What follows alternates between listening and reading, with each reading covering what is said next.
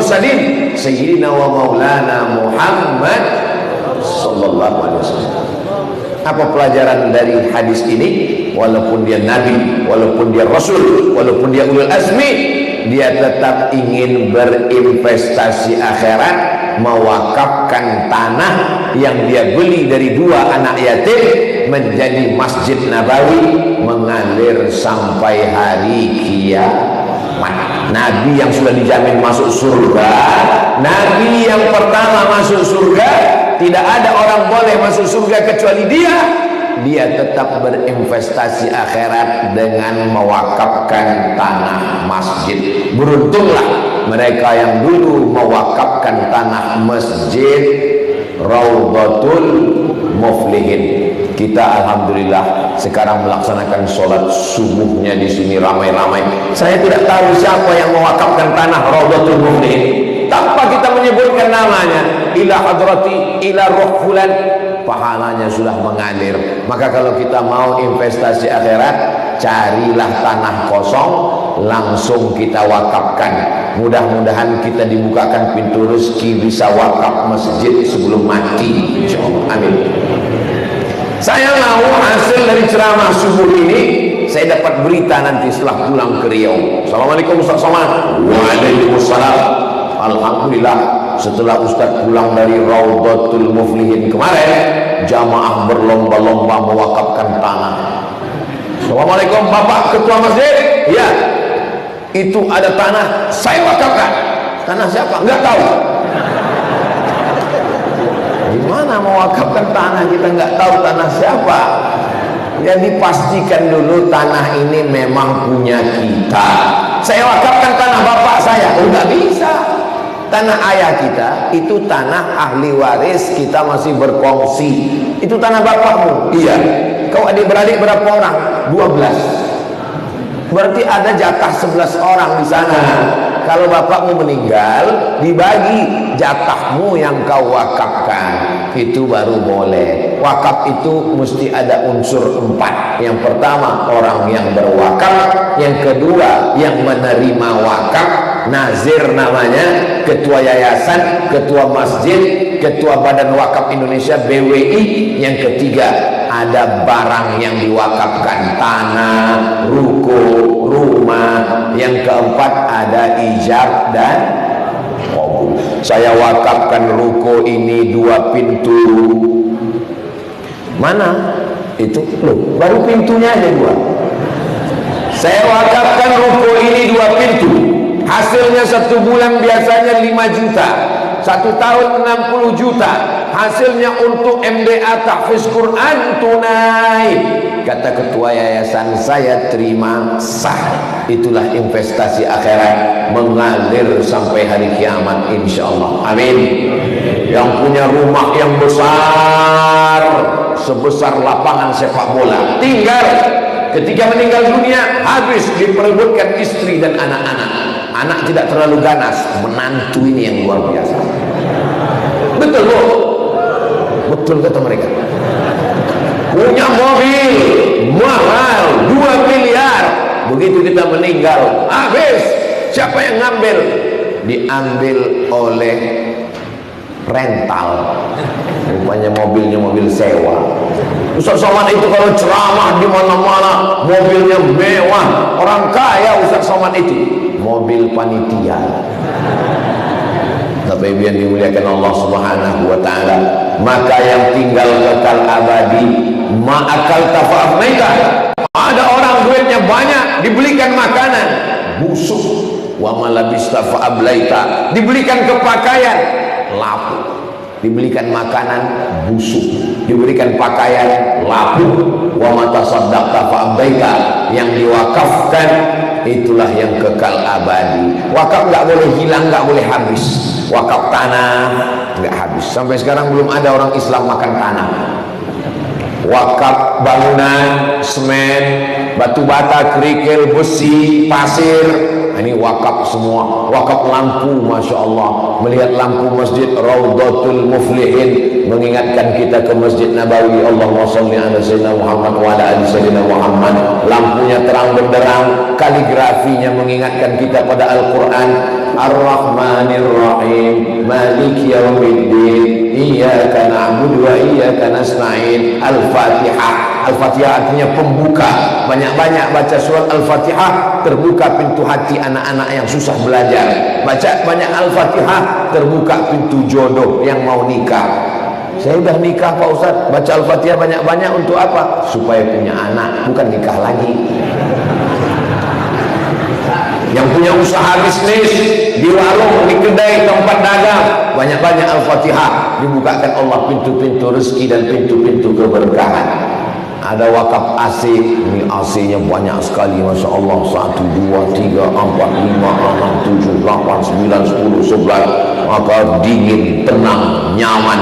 Saya selama tausiah di Makassar, rasanya yang paling nyaman inilah di Masjid Rawdatul Muflihin. Sejuk, tenang, Masya Allah. Pahala orang yang mewakafkan AC ini, kalau dia masih hidup maka tenang dinginlah hidupnya. Kalau dia sudah meninggal, liang lahatnya ada AC-nya, dingin tenang. Jadi siapa yang mengatakan jangan buat rumah besar-besar, rumah tidak dibawa mati? Siapa bilang rumah tidak dibawa mati? Rumah bisa dibawa mati. Rumah mana?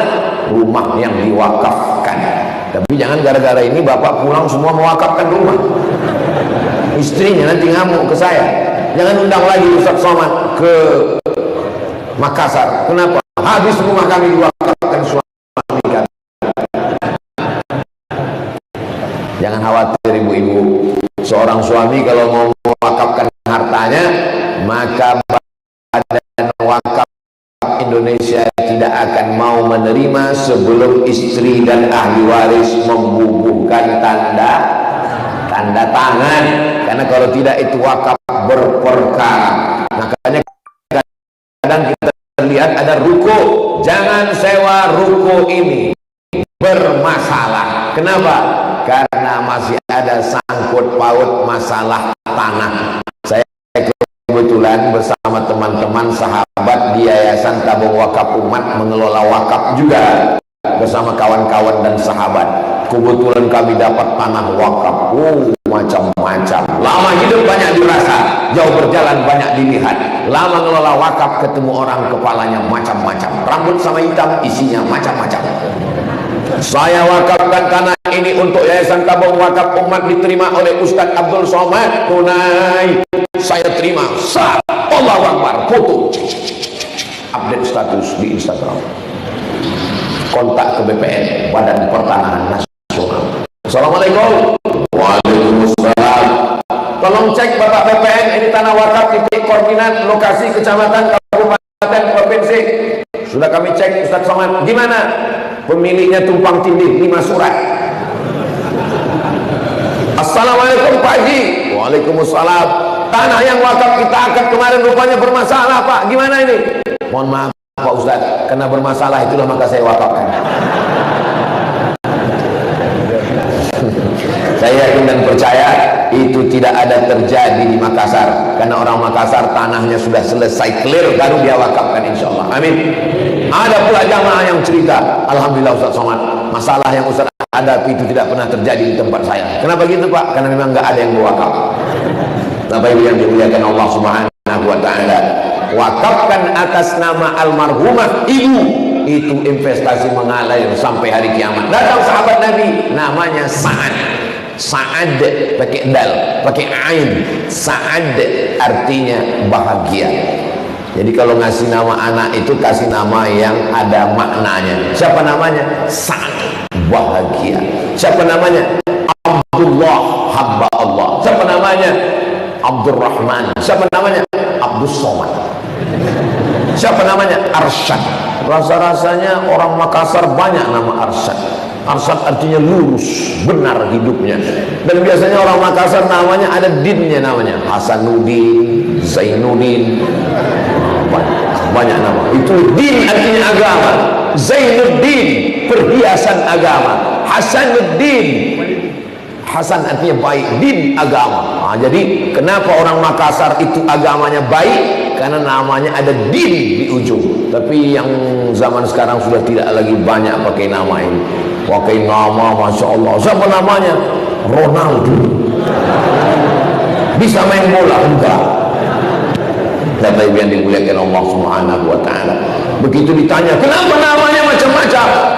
What is in a name? Apalah arti sebuah nama? Dalam Islam nama itu adalah doa. Saya dikasih nama Abdul Somad, doa dari kakek saya supaya cucuku ini menjadi Abdul Somad, hamba Allah. Jangan jadi hamba harta, jangan jadi hamba kuasa, jangan jadi hamba tahta, jangan jadi hamba wanita, tapi menjadi hamba Allah. Ini yang hadir di masjid ini semuanya hamba Allah. Dari mana Ustaz tahu? Mereka mengalahkan ngantuknya, mengalahkan tidurnya. Dia hanya menjadi hamba Allah Subhanahu wa taala. Datang dia ke masjid.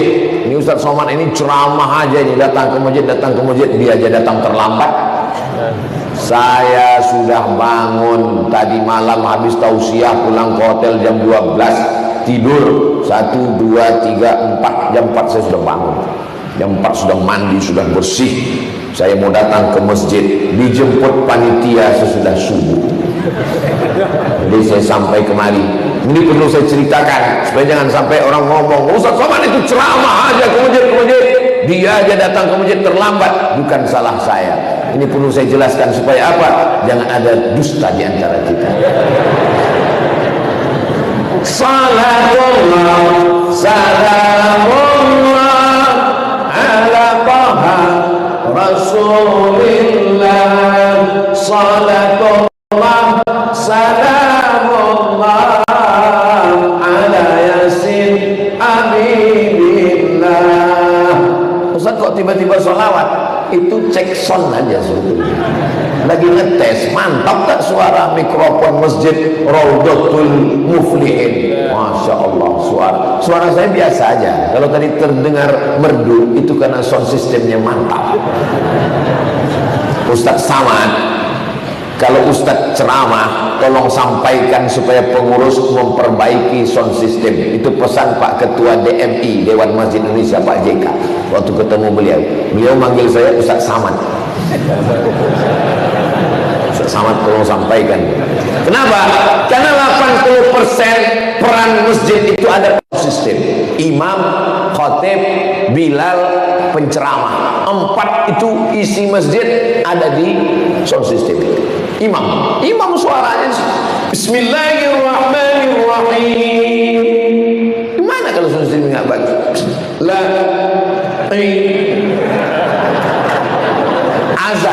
Azan juga sound system. Allahu Akbar, Allahu Akbar. Ini kadang sound system ini. Penceramah, saya bersemangat ini, sound systemnya bagus. Kadang di tempat baru, Assalamualaikum.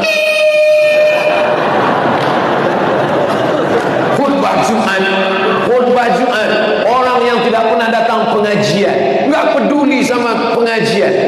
Di saat dia datang sholat Jumat cuma 15 menit, 20 menit, maka itulah saat yang paling utama memasukkan pesan takwa ke telinganya. Di saat itu pula lah suara mic sedang kacau-kacau. Maka pernah saya khutbah terpendek selama dalam perjalanan saya tausiah 3 menit. Lihat khutbah 3 menit. Alhamdulillah, wassalatu wassalamu ala Rasulillah wa ala alihi wa sahbihi wa man tabi'ahu wa mawalah. Ya ayyuhalladzina amanu taqullah, usikum wa nafsi bi taqwallah. Saya pun duduk.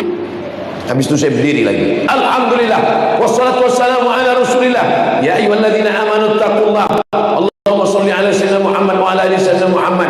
Usikum wa nafsi bi taqwallah. Allahumma ighfir lil muslimina wal muslimat. Habis itu saya turun. Iqamat langsung. Allahu Akbar, Allahu Akbar. Selesai sholat Jumat, jamaah hanya. Kok pendek sekali Pak Ustaz? Mic-nya mati. Yang panjang saya khutbah nggak sampai ke telinga jamaah. Tapi di Masjid Raudhatul Muflihin sound sistemnya Masya Allah banyak. Ada beberapa masjid sound sistemnya banyak tapi nggak hidup. AC-nya hidup, lampunya hidup, sound sistemnya hidup, dan ini wakaf. bisa wakaf sound system, bisa wakaf kipas angin, bisa wakaf AC, kaligrafinya juga cantik luar biasa. Ya ayyuhalladzina amanu, hai orang beriman, idza nudiya lis-shalah, kalau kamu dipanggil untuk melaksanakan salat yaumal jum'ah, hari Jumat, fas'au ila zikrillah, bersegeralah engkau berzikir mengingat Allah, wa dzarul bai', tinggalkan jual beli terong. Zalikum khairul lakum, itu lebih baik bagi kamu, in kuntum ta'lamun, kalau kamu tahu mana yang baik mana yang buruk. Begitu banyak ayat Al-Quran. Kenapa tentang ayat jual beli yang ditulis? Karena masjidnya dekat pasar. Bukan sembarangan nulis. Oh, itu bacaannya Pak Ustaz. Iya, saya sudah lama sholat di sini nggak tahu itu bacaannya Pak Ustaz. Ustaz Somad nggak boleh menyepelekan, itu hanya bercanda aja Ustaz Somad. Bapak Ibu yang dimuliakan Allah Subhanahu Wa Taala, kaligrafi yang macam-macam ini semua manfaat wakaf. Yang berwakaf ini mengalir pahalanya untuk dia sampai hari kiamat insyaallah. Amin ya rabbal alamin. Setelah terbit matahari terang benderang di luar, baru saya tahu rupanya masjid kita ini di lantai 2. Ini atap rumah orang. Di bawahnya apa ini? Masjid juga. Jadi ada jamaah di bawah. Pakai layar. Oh, mana kamera yang jamaah yang untuk di bawah? Ini kameranya. Hai guys. Saudaraku yang ada di lantai bawah, kalian jangan merasa berkecil hati. Kami yang ada di atas ini belum tentu lebih mulia daripada kalian yang di bawah. Boleh jadi kalian yang di bawah lebih dulu masuk surga daripada kami. Kenapa diaminkan? Saking semangatnya. Yang jelas kalian yang di bawah lebih dulu bisa belanja ke pasar daripada kami. Karena kami ngantri dulu. Jadi kita ini merasa bahagia, berbahagia bukan karena diri kita yang bahagia, tapi karena didoakan orang lain. Saya bisa datang ke Makassar ini kan karena doa orang Makassar, doa jamaah Masjid Raudhatul Muflihin. Betul. Mereka mendoakan, ya Allah, sehatkan Ustaz Somad, panjangkan umurnya, supaya kami bisa berjumpa hari subuh, hari Sabtu, ya Allah, bulan November, ya Allah. Setelah nanti dia datang ke masjid kami, terserahlah ya Allah. Mudah-mudahan kita selalu istiqomah. Ya Rasulullah, kata Sa'ad, ya ummi matat, ibu saya sudah mati, meninggal dunia. Apa atasaddaqu anha, bolehkah saya bersedekah, pahalanya mengalir untuk dia? Kata Nabi, tasaddaq, silakan bersedekah. Sedekah apa yang paling afdal? Kata Nabi, membuat sumur tempat air. Akhirnya saat mengambil pacul, mengambil cangkol, digalinya tanah, dia wakafkan sumur. Maka untuk zaman sekarang Bapak tidak perlu menggali sumur, cukup hidupkan mesin sumur bor. Maka ada program namanya program wakaf sumur bor. Tapi rasanya di Makassar air kita tidak kekurangan. Apalagi saya tadi tinggalnya di tepi air. Di mana tuh? Di hotel di samping laut. Kita tidak kekurangan air. Iya Pak Ustaz, tapi air asin mana bisa diminum? Wakaf mesin penyulingan air laut Madinah, Makkah, Tandus. Kenapa? Jeddah. Dari mana airnya? Air laut merah yang disuling. Jadi mesin ini juga bisa menjadi wakaf. Begitu banyak investasi wakaf untuk pondok pesantren, hadiahkan, datang ke pondok pesantren, wakaf rumah Quran. Assalamualaikum Ustaz Somad. Waalaikumsalam. Saya mau mewakafkan rumah Ustaz. Diwakafkanlah rumah, tapi bukan untuk pribadi saya, untuk yayasan. 2 lantai, 9 kamar, halamannya luas, orang Surabaya. Rumahnya ada di Pekanbaru. Dulu beliau kerja perusahaan minyak. Bapak Ibu tahu di Riau itu banyak minyak. Di bawahnya minyak bumi, di atasnya minyak jelantah, minyak sawit, minyak yang sudah dipakai, diolah lagi menjadi macam-macam di Jepang. Maka ini semua diwakafkannya, akhirnya menjadi rumah Quran. Datang satu lagi, ini suami saya dulu Pak Ustaz bangun rumah, sekarang sudah meninggal dunia, anak-anak sudah ikhlas, diwakafkan juga. menjadi rumah Quran, mengalir pahalanya sampai hari kiamat. Yang tidak bisa berwakaf, ini di bawah wakaf, namanya infak. Ngasih duitnya dipakai untuk operasional masjid, bayar listrik, bayar air, bayar honor, bayar semuanya, duitnya hilang, duitnya habis, itu namanya infak. Infak itu materi, benda. Tapi ada yang bilang sodakoh, Pak Ustaz. Sodakoh di bawah lagi. Jadi yang paling tinggi adalah zakat. Karena dia wajib, di bawah zakat namanya wakaf. Tidak wajib, di bawah wakaf namanya infak. Hilang, habis, itu namanya infak. Infak nasi bungkus hari Jumat, infak pisang, infak susu kedelai, habis. Yang paling bawah namanya sodakoh, bukan somat. Sodakoh ini yang paling ringan. Begitulah Allah. Kenapa sodakoh? Tabassumika fi wajhi akhika sodakoh. Senyummu ke wajah saudaramu sodakoh. Wakaf tanah nggak bisa, wakaf AC nggak bisa, sedekah duit nggak bisa, senyum. Kesal jumpa sama orang.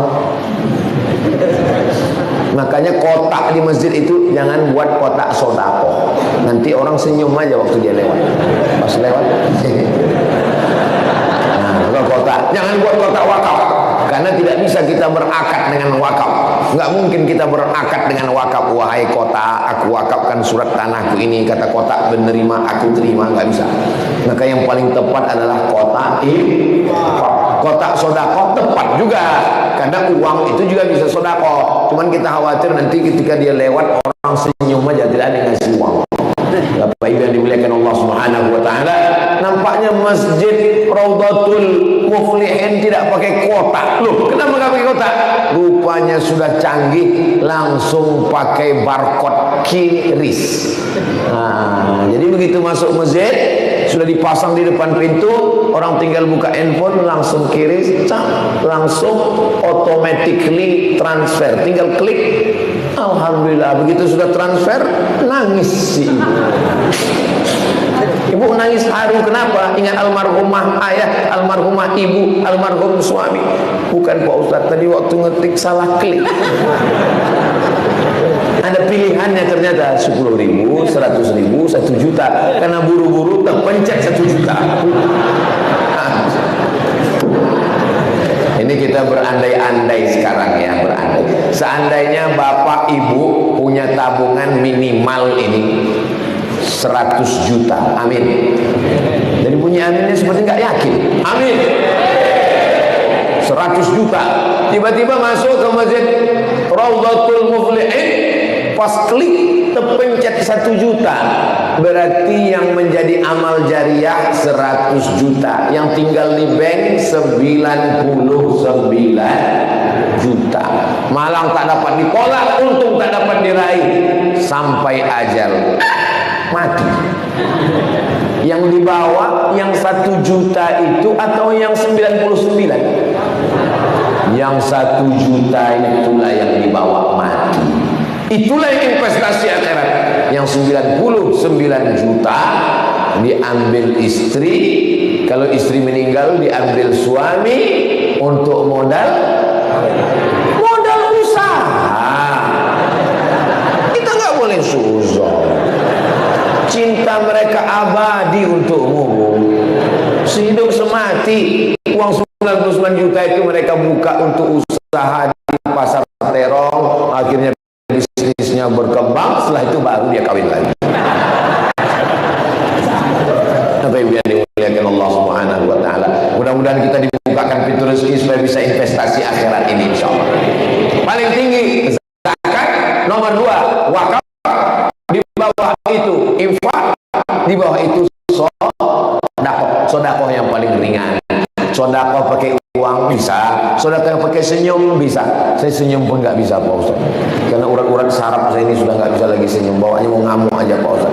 Sodakoh yang terakhir zikir Subhanallah walhamdulillah wala ilaha illallah wallahu akbar wala haula wala quwwata